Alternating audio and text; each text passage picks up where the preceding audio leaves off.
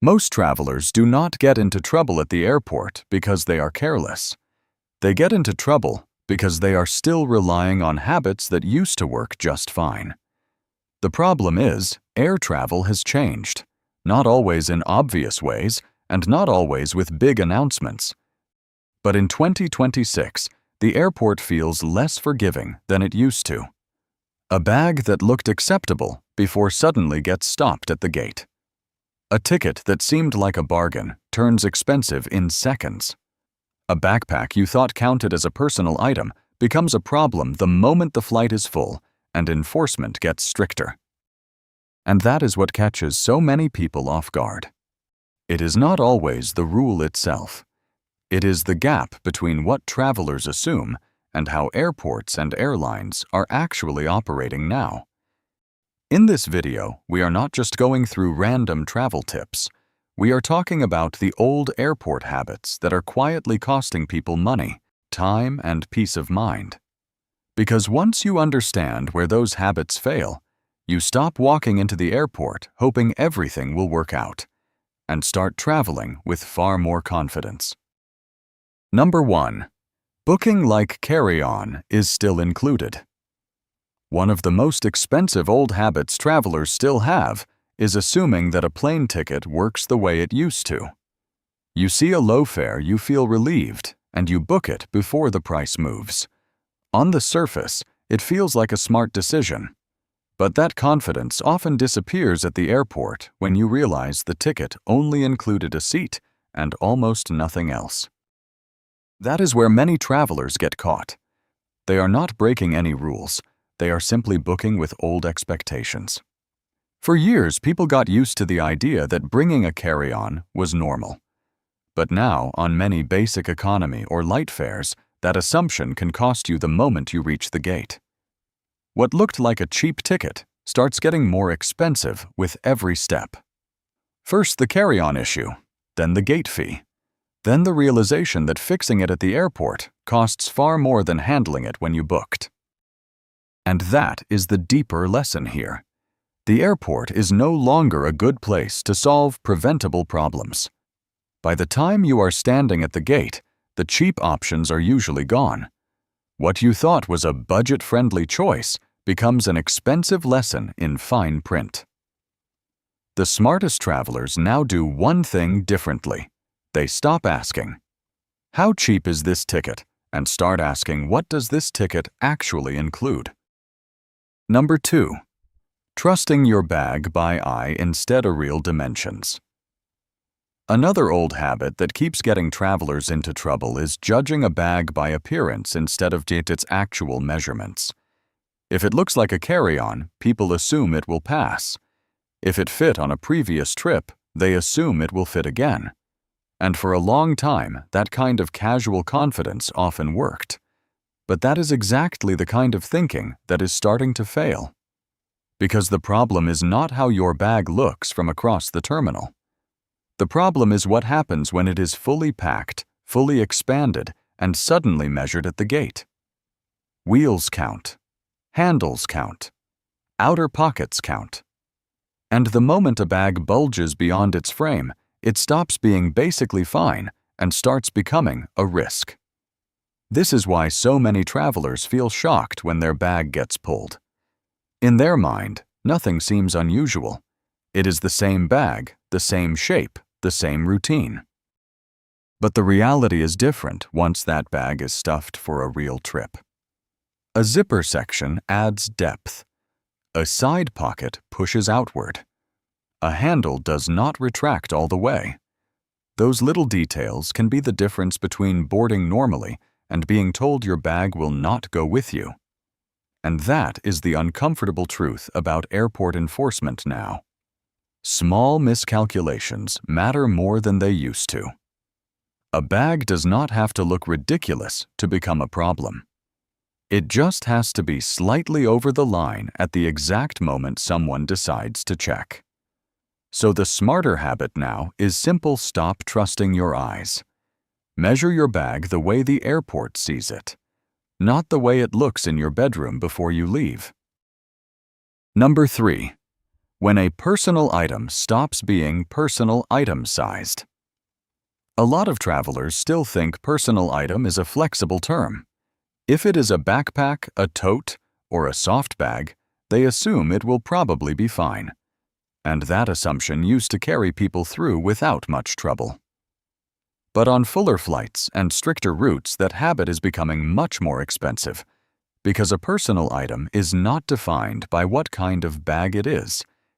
It is defined by where it fits. Under the seat in front of you. That is the part people forget. The moment a backpack becomes too full, too stiff, or too bulky to slide under the seat, it stops functioning like a personal item, even if that is what you intended it to be. That is why some travelers get blindsided at the gate. They packed carefully, they brought only one smaller bag, and they genuinely believed they were following the rules. But once that bag is overfilled, once it loses its flexibility, once it starts looking like something that belongs in the overhead bin, the entire situation changes. What felt like a safe choice suddenly becomes a baggage problem. And this is where old travel habits can really hurt. People are used to thinking, it is not a suitcase, so it should count. But airports do not judge that bag by your intention. They judge it by whether it fits the space it was meant for. The better mindset now is this: if your personal item only works when no one checks too closely, then it is not really a safe personal item anymore. It is just a carry-on problem that has not been noticed yet. Number 4. Why waiting until the gate is the most expensive time to fix anything. One of the costliest habits travelers still have is believing that if something goes wrong, they can sort it out later. Later at check-in, later at security, later at the gate.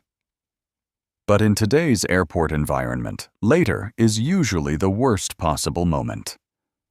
By the time you are standing near the boarding door, almost every cheap solution has already disappeared. That is why so many people feel trapped there. The ticket is already issued. The flight is already boarding. The line behind them is growing, the agent is moving fast.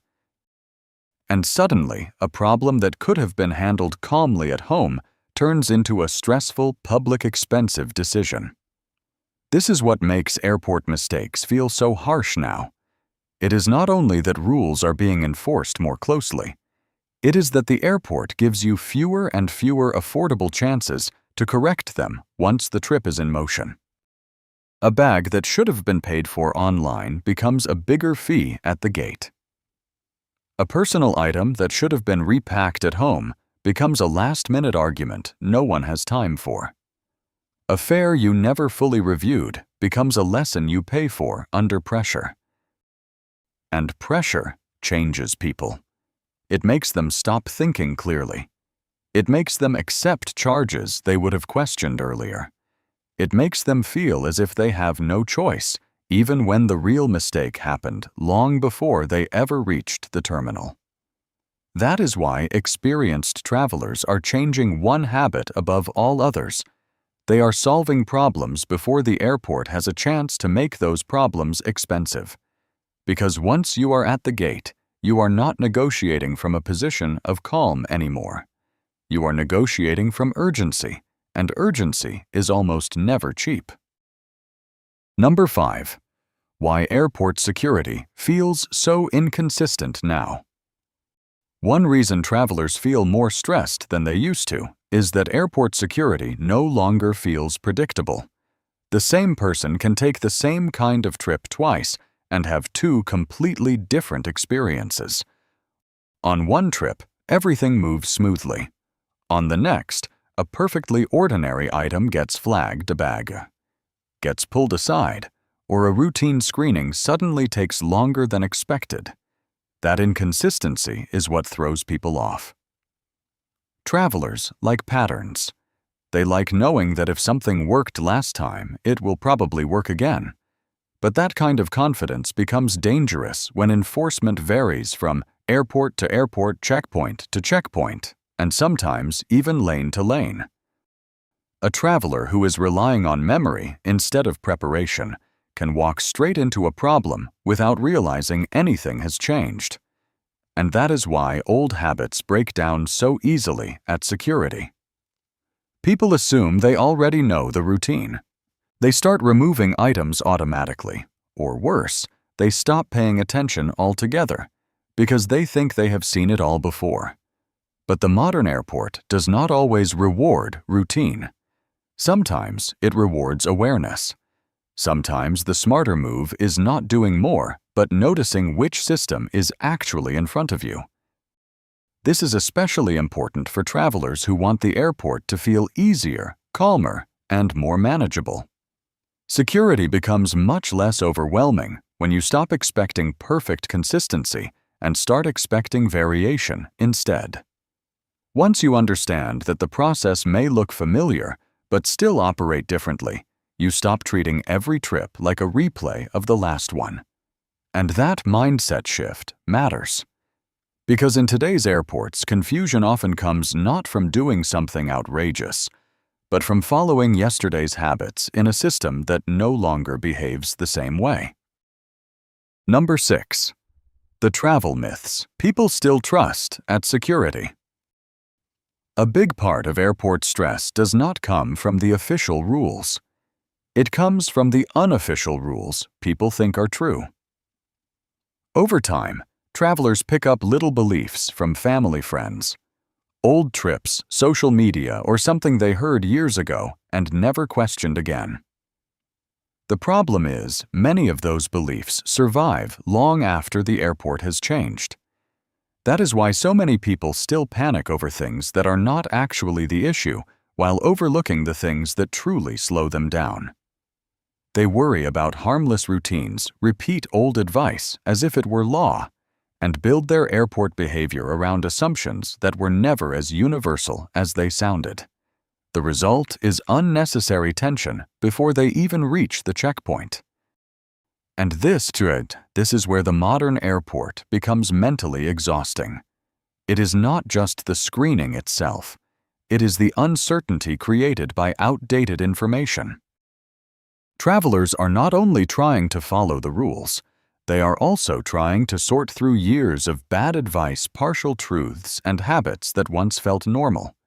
That is a heavy mental load, especially for people who simply want a smooth, uneventful trip.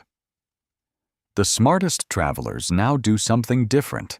They stop treating airport folklore like fact. They stop assuming that the loudest travel advice is the most accurate. And they start separating real requirements from old myths that keep creating stress for no reason. Because once you do that, the airport becomes much easier to navigate. Not because every rule is simple, but because you are no longer carrying extra confusion that never needed to be there in the first place. Number 7. Why connections turn small mistakes into bigger problems. A lot of travelers think the hardest part of flying is getting through the first airport. But in many cases, the real trouble starts later, during the connection. That is where small assumptions become bigger consequences, because a trip that felt simple at the beginning suddenly becomes more fragile once another airport, another screening process, or another set of procedures enters the picture. This is what catches people off guard. They make one decision early in the trip, and it seems harmless at the time. But then the connection changes the context. An item that was fine in one part of the journey becomes a problem in the next. A purchase that seemed perfectly safe suddenly depends on whether you have to go through security again. A routine choice made in a calm moment starts creating stress because the second airport is operating under slightly different conditions. And that is why connected travel demands a different mindset. You cannot judge every decision by the airport you are standing in right now. You have to judge it by the entire path ahead. What matters is not only whether something works on this leg of the trip, but whether it still works after a transfer, after another checkpoint, after another country, or after another round of enforcement. That is also why experienced travelers tend to look more cautious than anxious. They are not overthinking for no reason. They have simply learned that the airport is not one continuous experience. It is a chain of separate points where the rules, the scrutiny, and the consequences can shift. So the real lesson here is simple: a small airport mistake rarely stays small once a connection is involved. The more moving parts your trip has, the more careful your decisions need to be before you ever leave the first terminal. Number 8. The calm traveler usually wins. After all the changes, all the confusion, and all the outdated habits that no longer work, one truth stands out more than anything else. The traveler who stays calm usually makes the better decisions. That may sound simple, but it matters. Airports are designed around urgency. People are rushing lines, our moving announcements are constant, and every small problem feels bigger because it is happening in public and under time pressure. That environment pushes travelers into reactive choices. They pay fees without thinking. They accept explanations without questioning them. They panic, repack, apologize, rush, and often make a manageable situation worse. Calm travelers do something different. They slow the moment down. They read the ticket details before booking. They check the bag before leaving home. They treat the gate as the last stage of the process, not the place where problems should first be discovered. And when something does go wrong, they respond with clarity instead of embarrassment. That is really the deeper shift modern travel requires. Not fear, not paranoia, just a more deliberate way of moving through the airport. Because most expensive airport mistakes do not happen when people are being reckless. They happen when people are being rushed, distracted, or overly confident in habits that no longer match reality. So the goal is not to become suspicious of every rule or stressed by every checkpoint. It is to become harder to catch off guard. Once you stop relying on old assumptions and start traveling with a calmer, more current mindset, the airport becomes less intimidating, less chaotic, and much easier to manage. And in 2026, that may be the biggest advantage a traveler can have. The hardest part about flying today is not always the airport itself. It is the feeling that the rules look familiar, but the experience does not. What used to slide by now gets noticed. What used to feel simple now comes with fine print. And what used to be a minor inconvenience can suddenly become an expensive mistake. But that does not mean travel has become impossible. It just means the old way of thinking about airports is no longer enough.